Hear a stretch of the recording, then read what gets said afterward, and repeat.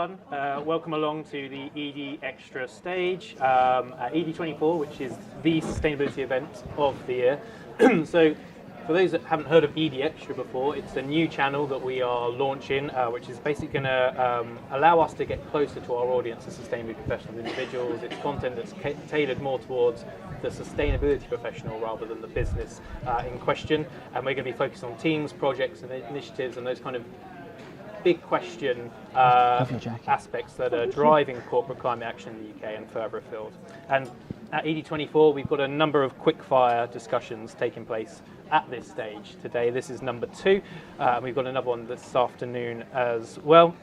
There is a live audience here for those that are watching and tuning in at home. And either way, you're all going to get access to what is a thought-provoking discussion on some of the biggest questions facing the sustainability movement. So thank you for those in the audience for coming, and thank you for those that are catching up via our video channel back home.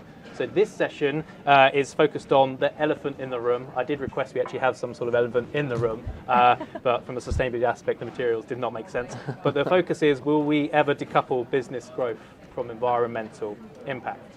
I'm edie's editor, Matt Mace, and joining me for this discussion to discuss that big question, we have Will Ennett, who is the Head of Sustainability and ESG at TalkTalk. We have Dana Hayden, the Chief Sustainability Officer for Virgin Media O2. And we have Simon Blackler, who is the founder and CEO of Krystal, who are kindly headline sponsors for these talks at edie24 for the next 2 days. So thank you all for joining me, first and foremost. So I thought I'd just start with a really easy, basic question, which is, is corporate growth at odds with combating the climate crisis? It sounds a little bit like an oxymoron, growth when we're trying to reduce impact. So, Will, maybe I could come to you first on that. Yeah, of course. So, no, thank you. It's a great question. And I think it's probably no coincidence that all the panelists here are in the, let's call it, digital industries, because we probably have a slightly easier time answering that question than maybe other sectors. So,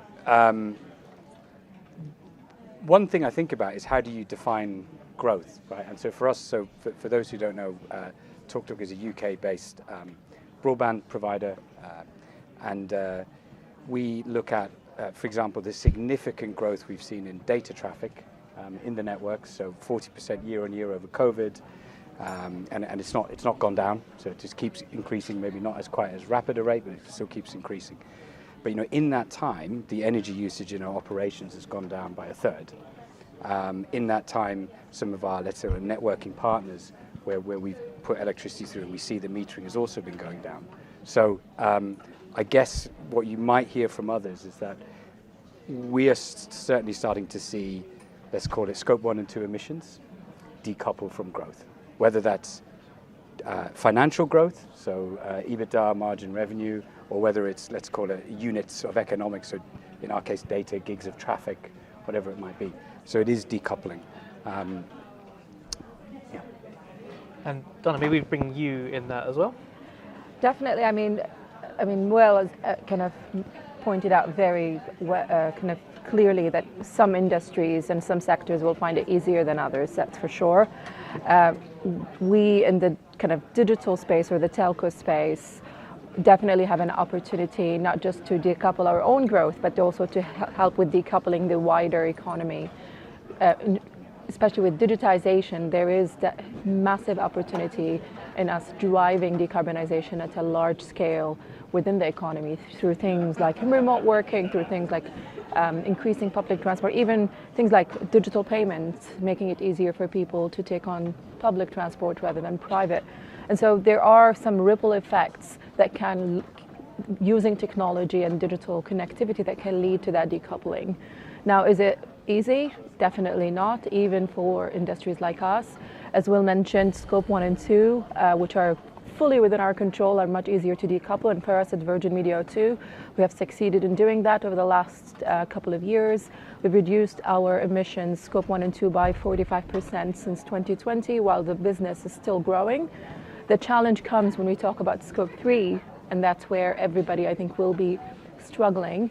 And these are Scope 3, essentially our supply chain emissions. Supplier engagement will be absolutely key, but also technology will play a massive role. We're seeing corporates in some sectors that are doing really innovative things in order to hopefully achieve that decoupling, including creating kind of climate funds that invest in technologies and in developments that will help them kind of create a supply of technologies that will help them decarbonize their supply chain. Things like sustainable packaging being a good example in the FMCG sector. So while we're seeing some examples, it's not at a large scale enough where we can prove that it is working. We are, at the end of the day, as businesses, are dependent on the larger system and the wider system, and the wider system definitely has some catching up to do for sure. Perfect, great. And Simon, I'd love to get Krystal's views on this kind of big, hairy question. So the question again, please? So is essentially climate impact and combating the climate crisis at odds with what business define as growth? I feel like, and I might be the outlier here, I feel like actually the solution to a lot of our environmental problems is aligning processes with underlying human nature. That sounds a bit grandiose, but you're not going to escape the human condition.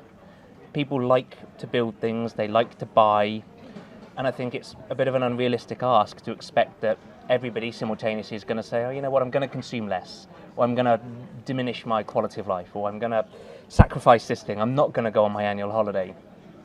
And so I think that what needs to happen is a recognition of like playing to our strengths and weaknesses. Humans are inherently the problem. Right? The obvious solution here would just be no more humans, and then the planet would right itself in a couple of years, right? But that's not going to happen. And I think it's also unrealistic to expect that businesses are going to embrace this idea that they shouldn't strive, or compete, or grow. It's anti our nature. I think what needs to happen is a stronger alignment where companies are embedding some concept of good into their business model. So I created Krystal 21 and a half years ago because I wanted to leave the world a better place than I found it, and I wanted to have a vehicle that would outlive me. And I figured if I could run a business that could attract resources and then put some of them into good work, then I could actually act as a concentrator and a focus. So now our clients don't have to care about being passionate about the environment. We sell them the best service, they pay us the money, and I take about 5% of that top line and I just put it into environmental good. That's the decoupling that's needed, because they buy what's good and then I do the responsible thing on the back end, and you need a much smaller number of people doing that at scale, I think, to solve the problem. I'll give you a good example. Apple throw off $50 billion in profit a year.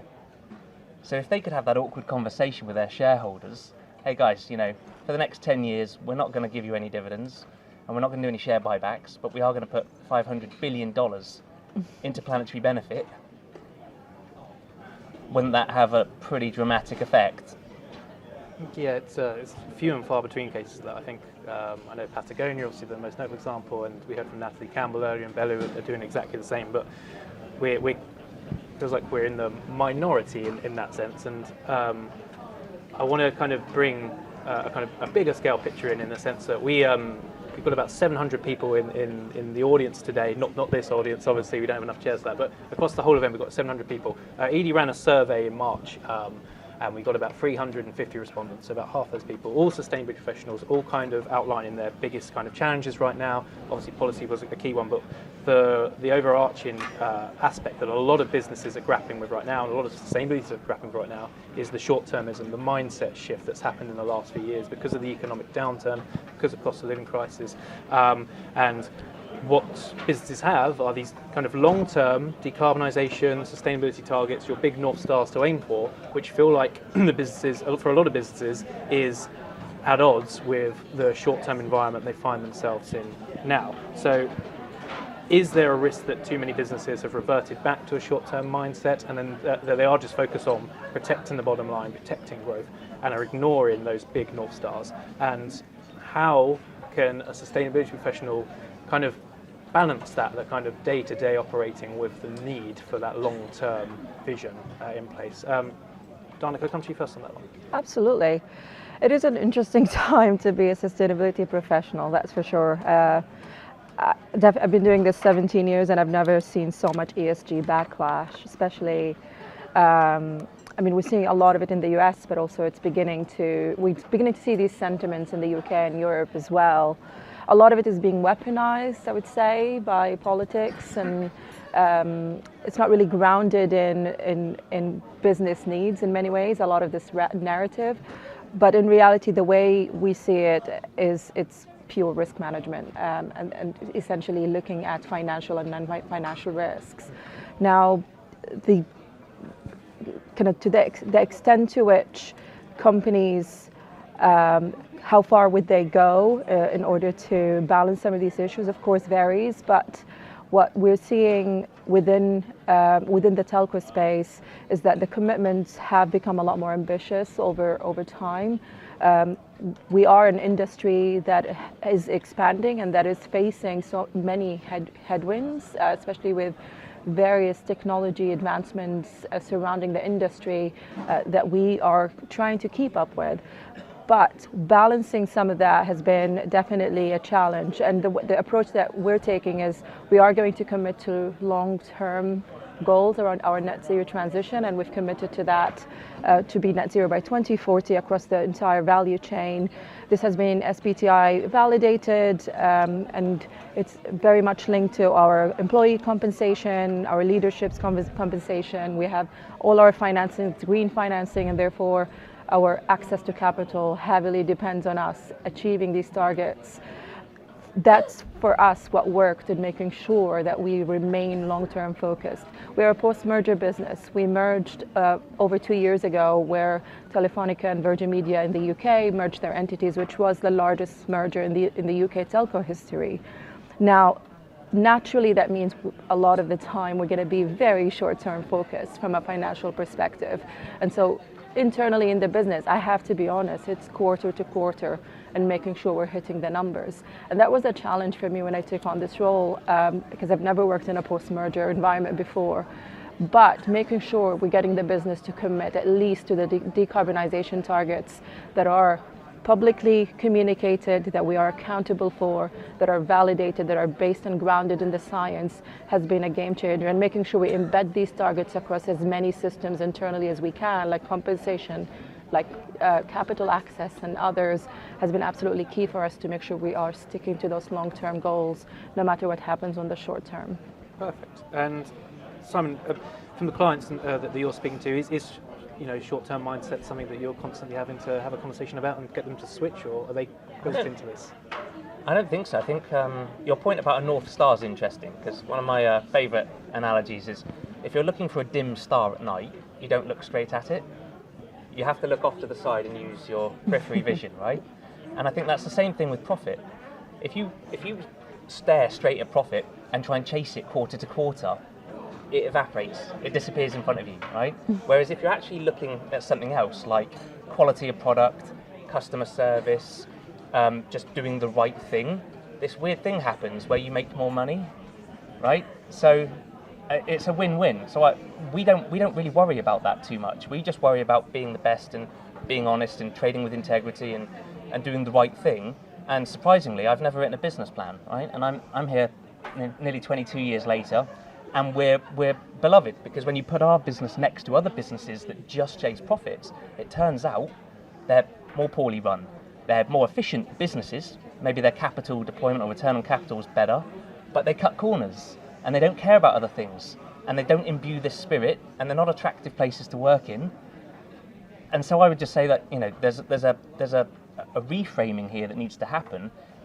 My previous point about human nature, I feel like a lot of the work we do doesn't understand that we're dealing with humans. Humans are the problem, they're also the solution, but they're not going to be the solution if you don't understand what makes us tick, right? And at the moment, a lot of the solutions seem to be like counterculture, like, yeah, you're going to have to sacrifice something. No thanks. Your life's going to have to get worse. Nah. Or you're shaming people. You're talking about their carbon footprint. We're blaming individuals. And we're saying, don't fly on that cheap jet somewhere for your holiday. Instead of saying to the big corporations, why don't you pull your weight? We're we should be telling people to stop lobbying. Lobbying should be prohibited, so that we don't have vested interests able to stay on top of their like Smaug, right? They're protecting their pot of their treasure trove, and that's the problem. We need to break that. We need to break that cycle. There are plenty of businesses out there who want to do the right thing. They want to sell a service and they want to support a community. We need to promote those people and allow them to succeed instead of just being dominated by a few people at the top who have got very good at extracting money from us while having no integrity. That's great point. And Will, Donna touched on some of the internal mechanisms that Virgin Media O2 have used to kind of really keep that long-term vision in place. What is it that you guys are doing at TalkTalk to really drive that? I think I actually try not to talk too much about the long term because it is very far away. And as you say, there's quarterly cycles, there's annual cycles, and there's a lot of, very short-term horizon goals that we have to meet. So what I tend to focus on is the fact that we're in an environment, so as Dan alluded to, nearly every UK telecom has got, let's say, validated science-based targets, including ourselves, where so basically we are on the treadmill and we can't jump off.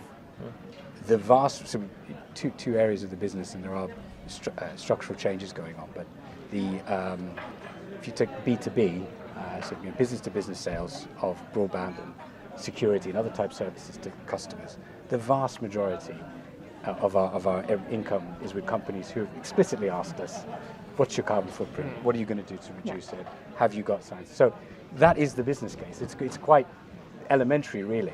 Let alone the investor. Investors are a bit more kind of up and down. The business customers is a very steady stream of requests. So I know it's not maybe too inspiring a story, but that's really what we do, is try not to talk about the long term, try and talk about the short term. And again, because of those, because for example Scope 3 is now absolutely fundamental to those questionnaires and the risk about, could we lose those businesses, we then have to tackle it, and we have to sort of get our hands dirty and messy and try and deal with it. And I think, where Scope 1 and 2, all the reductions has just been a cost benefit. We've seen massive cost transformation in our data centers and operations to achieve that. So two different sides of the coin, and probably, larger scale, so I'll talk about this probably. The other cost one is obviously around refurbishment, and how do we create either longer life span of devices, get them back into back into us and back out into the field. Again, we put a carbon number to it, and it's good and it's growing every year, but really what the business is interested in is the pounds and pence saved, which is obviously many millions. So that's what we focus on. I might add a point here very quickly on the long-term goals, and you make a very good point on there is a balance between, even on the carbon targets that are set, there has to be a short-term view.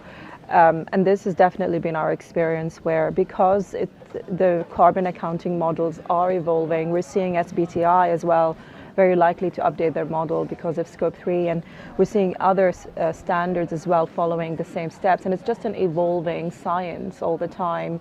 And so we're finding ourselves having to rebase our targets and trying to keep up on the short term in order to make sure that it is, if you are trying to be authentic, you're going to have to be as close to the science as you can be, but that comes with the risk of the fact that it's evolving, and you're going to have to rebase sometimes once a year in order to really make sure your targets are authentic and actually leading, kind of resulting in that impact that you hope to see.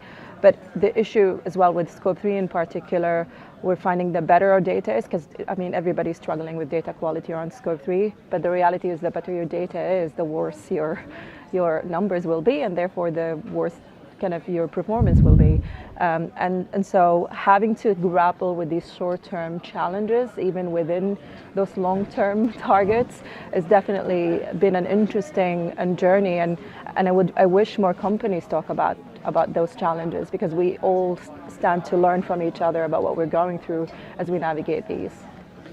And we hosted our edie Awards at the start of the month, and we had Caroline Lucas, the Green MP, on as our kind of guest of honour. She did a speech for everyone, and one of the key things she kind of said that really stood out with me, and her whole speech is up on the edie website if you want to check it out later, is that GDP is a terrible, terrible metric for growth, and I know this is more of a kind of national policy aspect, and we've spoken a lot about the pure play on profits, and there are even some businesses that might kind of link emissions reductions to kind of turnover and aspects like that rather than absolute.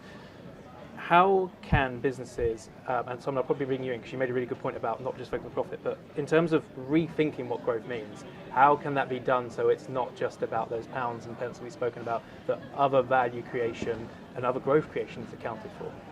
I'd absolutely agree with Caroline. Like, GDP is a very simple, lazy metric that allows you to compare ostensibly things like one-to-one and go, yeah, we're winning, we're improving, but it's a terrible metric for nearly everything else. You know, it doesn't capture happiness, it doesn't capture good benefit, so it's a terrible metric. I think what would be quite interesting is something like net beneficial impact as a percentage. You know, literally take a company, its turnover, how much of that is going towards good, or how much of it does it, you know, there's 1% for the planet, for example, we're members of that, and that's quite a low bar.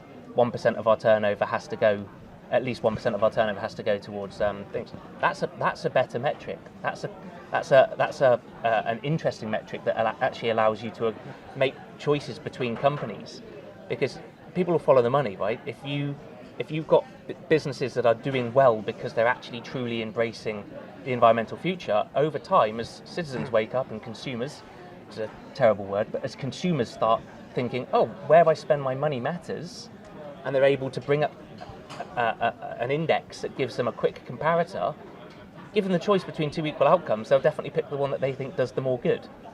And then, behind that, the businesses that didn't care will then align. So I think I'd love to see a single metric that can be calculated from turnover. It can't be based on profit because you can fudge profit.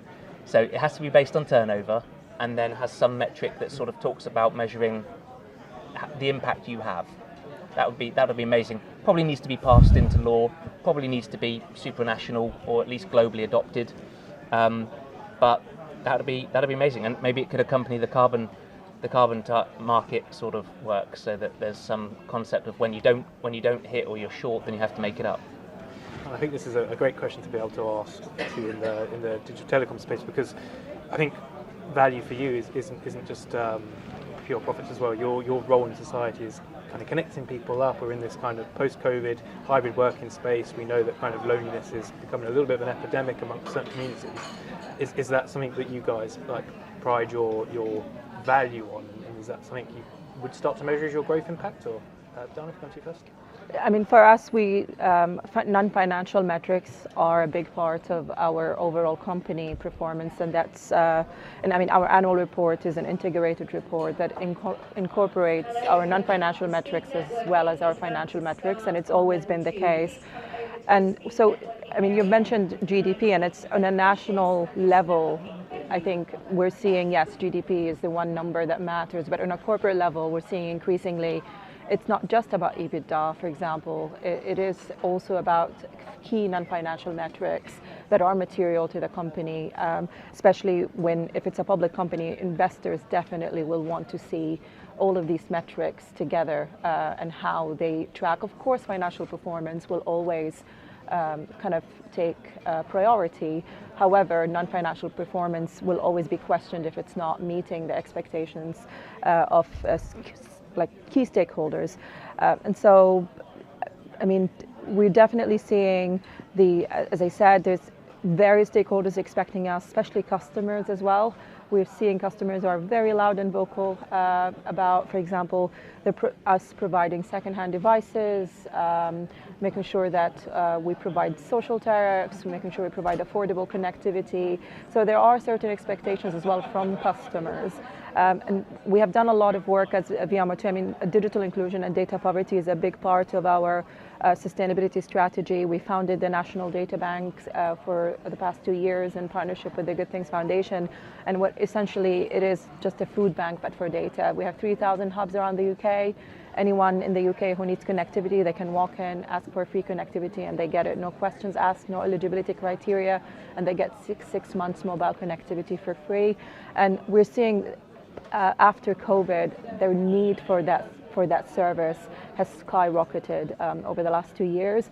And so there is a part of what we do as telcos where we're just going to have to prioritize public good in some certain areas, and other areas where, of course, it's going to be the business objectives will have to be prioritized.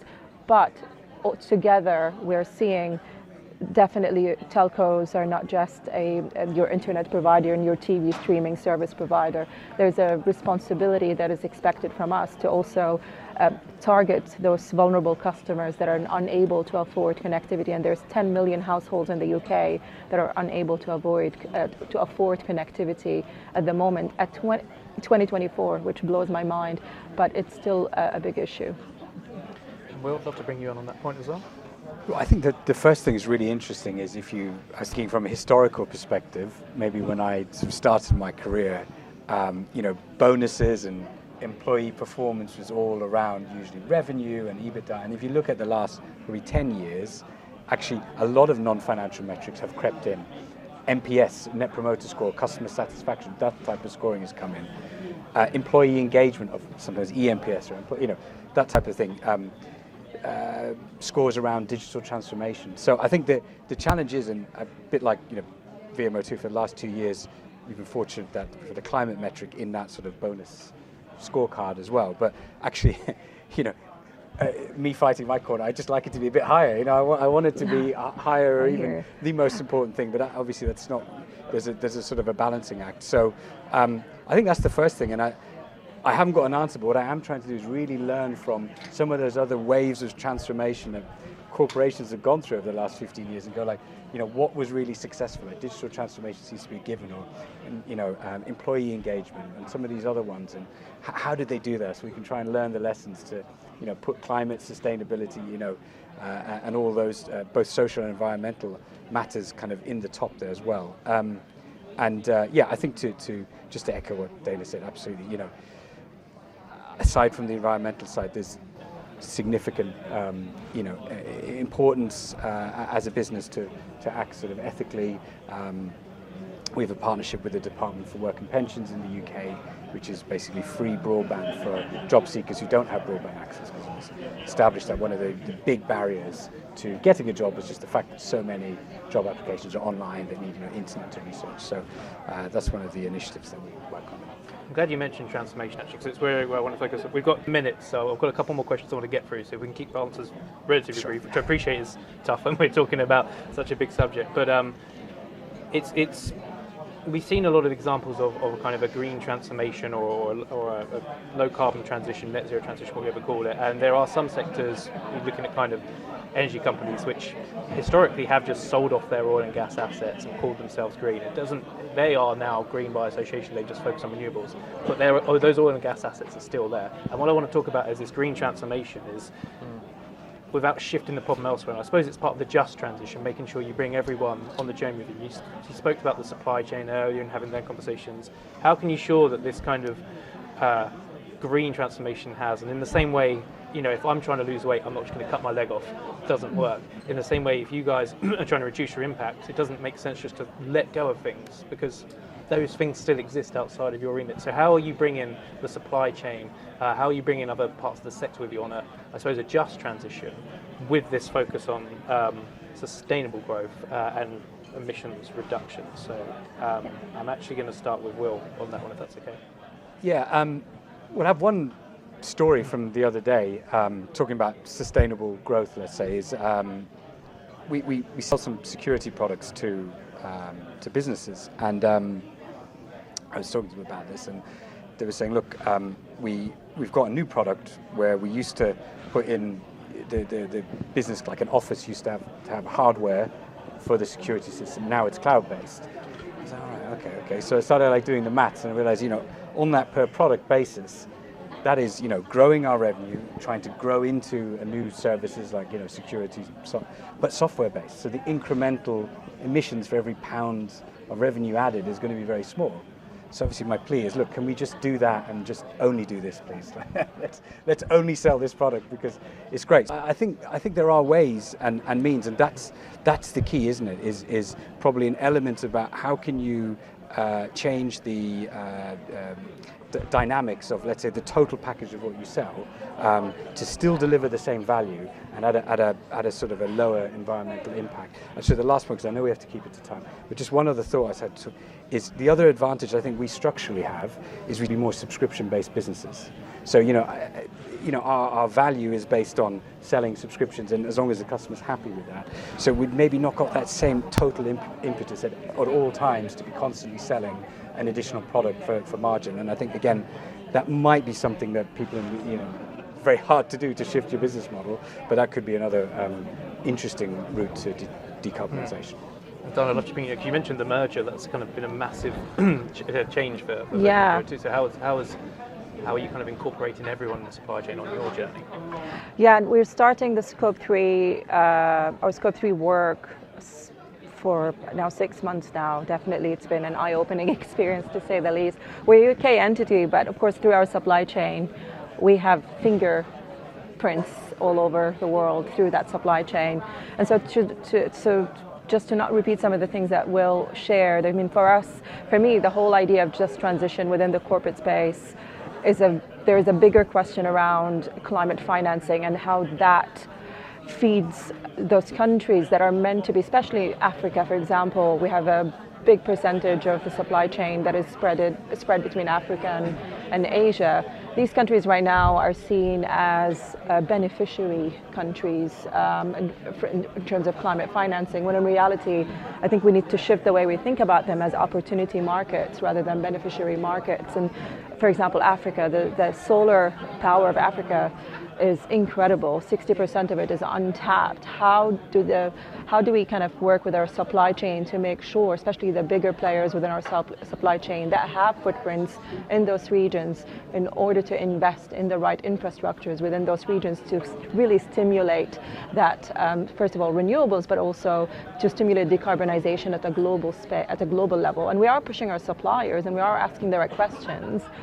But definitely the idea of it being a just transition at the moment is not really embedded. It's just seen, those regions are seen as beneficiary markets, when in reality some of them are incredible opportunity markets if they're thought about in that way. Great. And yes, I'd love to bring you that in, and just kind of how we bring everyone in on this sustainable transformation, which somehow reduces impact whilst providing services for them. Yeah, I don't think you're going to have, back to the human condition point, I don't think you're going to have the environmental revolution we need without social justice. So there's a big gap to close there, because we're still trying to solve these problems as if they're separate. Like, we'll sort the environment thing first, and then we'll deal with the fact that there's massive injustice in social. But you're not going to be able to do them separate. Part of the cynic in me thinks that maybe that's by design. That there are interests who are trying to keep these things separate because they benefit from either social injustice or environmental injustice, effectively. Some of the things we've done, I think, are quite simple. We plant a tree every month for every client that we have, and we've planted over 5.5 million trees. That's in its own right okay, but what's interesting is that when you start doing that, other businesses look at it and go, oh, that's kind of cool, we should do that too. And we took our data center, we don't own our data center, but we paid for the data center to move to a renewable supplier in 2017. So, we were like, your fuel source isn't great, can we have a chat about it? And they said, well, it's going to cost a bunch of money. And I said, well, I'll pay for it. So I paid for the whole data center to go renewable, and they deal with hundreds of clients. So we paid for them to convert it. They then found that clients loved it. And then we have another final story. We made this solar punk kind of vision of our world of Krystopia. This better world that we envisage, that we will get to. By the way, we have to get to it. So I'm confident we'll get there. And one of our other suppliers said, yeah, we were so inspired by what you did that we put solar on the roof.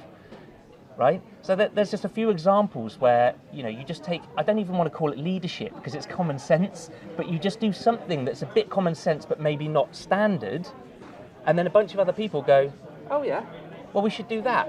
because they've got somebody to follow. So I don't want to say it's leadership, but at least someone else went first. And then it makes sense every which way you cut it. That warehouse is reducing its running costs.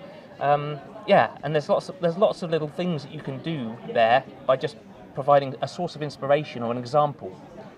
Yeah, no, I really like the name of the First Movers Coalition, which is this big kind of global thing, because it's just move first and people will follow. Completely agree. Just in the interest of time, I want to kind of just finish on a kind of a look to the future then, and because as a journalist who's been in this space for 8 years, I've written a lot about business efficiency and how to kind of be more energy efficient and resource efficiency. I've written a lot more recently about business resiliency and how to be more resilient as the climate changes and impacts happen. But one thing I haven't really been able to write about as much as I want would be this thing I suppose called business sufficiency, where businesses decide that they are sufficient.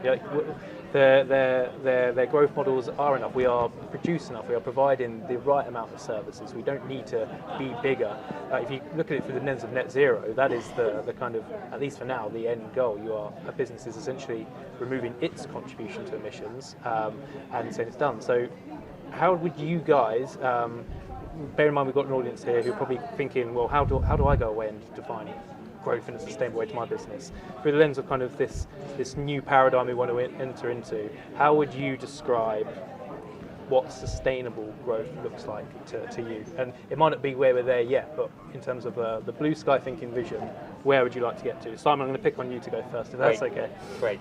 So I think we need to recognise that there are horses for courses, right? There are plenty of people. There's 5.9 million businesses in the UK, and the long tail of that has, the vast majority of them with turnover of probably less than 50,000 and maybe one or two employees, or no employees. They might be mum and pop outfits.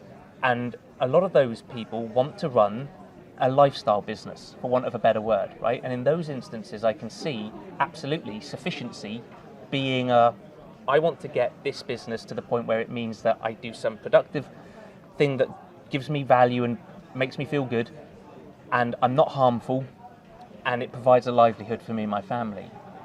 But I think it's unrealistic to expect the other group of people to go, that's enough.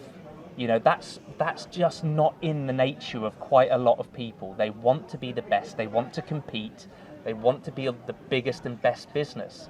So I don't think and whatever you don't get those guys to subscribe to and adopt sufficiency, it's rather moot, because they're the people that are doing the most harm. They're the big players that have this global footprint who can crush civil rights and social and cause environmental damage just as they move their enormous multinational limbs across the planet. So those people, we need a culture change that is going to take a while to bring around, but will probably be bottom up as shareholders and citizens put enough pressure on them that they're forced to change. But I don't think you'll ever get to sufficiency for those people. But we maybe don't need to aim for sufficiency for those people, because the bigger they get, if they are mandated to or compelled to actually make sure a portion of their turnover goes to good causes, they'll become net beneficial actors.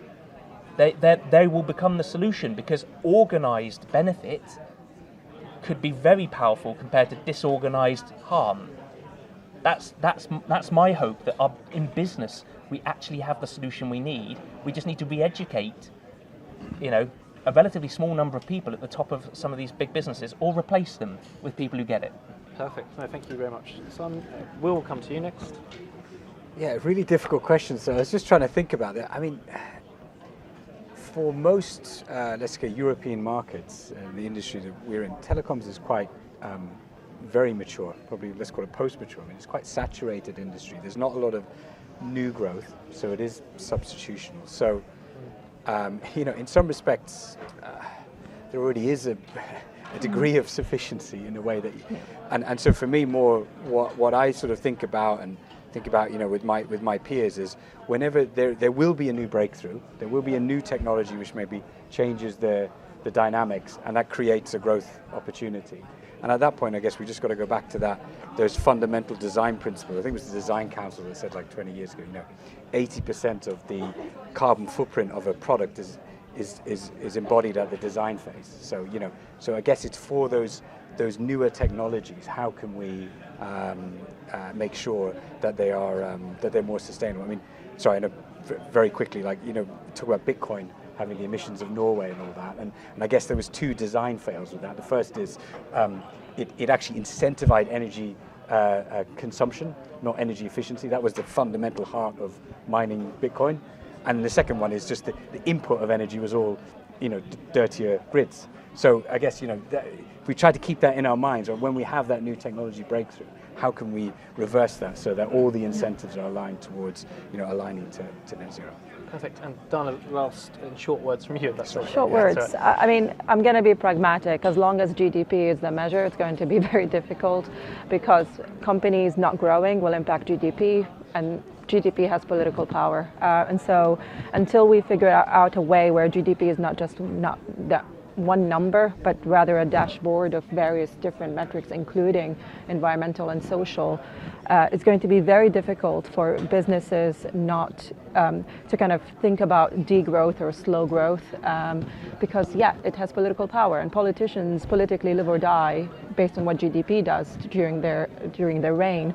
And so, but I do think that telco space stands much higher chance than other sectors in hitting that sustainable growth goal, because we are seeing it. We're seeing, as Will mentioned, we're seeing the entire sector is growing slower than it used to, and that's because of just too much competition at the moment, in the UK at least. But also digitization has contributed to decarbonization over the last 10 to 15 years in massive ways, on a kind of personal level, but also on a national level.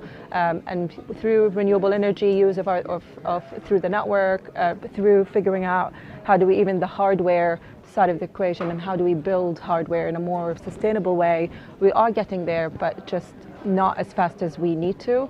And so definitely, I would say the telco sector stands a much higher chance to hit that sustainable growth target than other sectors, perhaps. Okay, well, thank you so much for that. We are fresh out of time, but I think this is the type of conversation we could probably have every year at Edie, and the conversation would change slightly, and we'd be closer and closer to that kind of destination we want to get to. But as you guys have mentioned, there's a mindset and a culture change that isn't just unique to businesses for this. It is that every kind of stakeholder involved, and we Edie will do our part to try and connect those people up so that change can happen. But I did want to extend a big thanks to our expert speakers today, so Will, Dana and Simon. Thank you so much for your time, and of course to Krystal for helping us put on these sessions. Also a big thank you to the live audience coming today during lunch to tune in. I hope you found this as insightful as I have. The editorial team will be back soon for more conversations at the Edie Extra stage. I think we've got our next one in the next break this afternoon. And we'll be covering all of the latest developments across the world of sustainable business via our Edie Extra channel, and that officially launches in a few weeks. So be sure to check out the website to access that new Edie Extra page. It can also be found by searching Edie Extra on SoundCloud, iTunes and Spotify. Not right now, but in a week or two you'll be able to find that. So until next time, thank you everyone, and goodbye. Thanks. So,